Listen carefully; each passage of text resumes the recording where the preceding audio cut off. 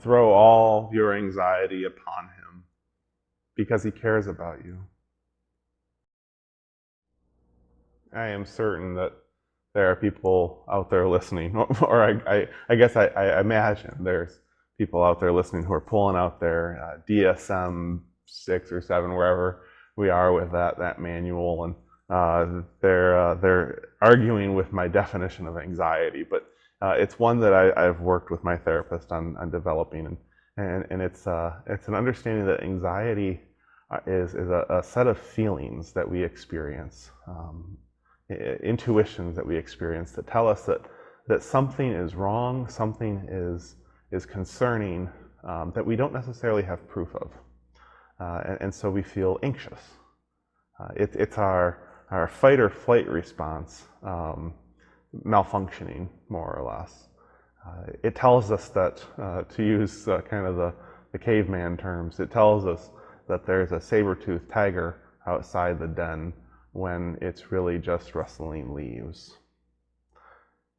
Anxiety plays tricks on us, and one of the reasons it does, and is so good at it, is it's because it's convincing.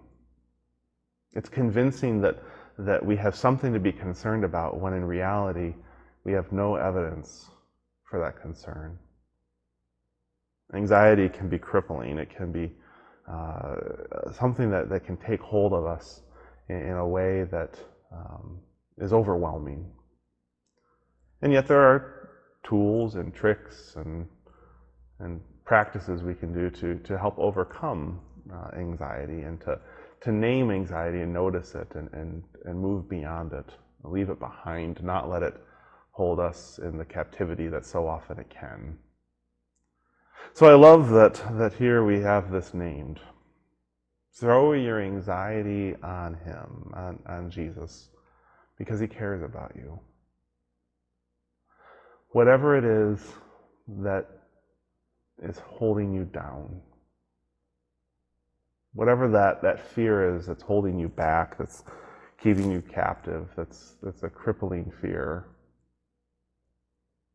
whatever it is that is unfounded, but still weighing you down, give it up.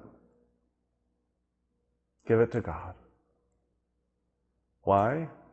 It's quite simple. Because he cares about you. There's something else we can think about here, and that is what it means to share our burdens with one another. Because we're called to do that too, right?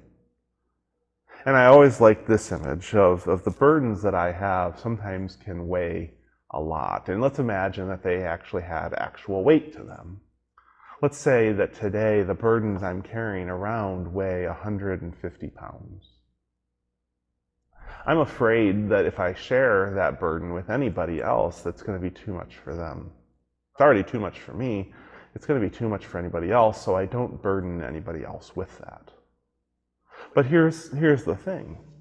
If I come to you with my 150-pound burden, and you invite me to let go of some of it, you offer to listen, you spend some time talking with me, you pray with me, pray for me.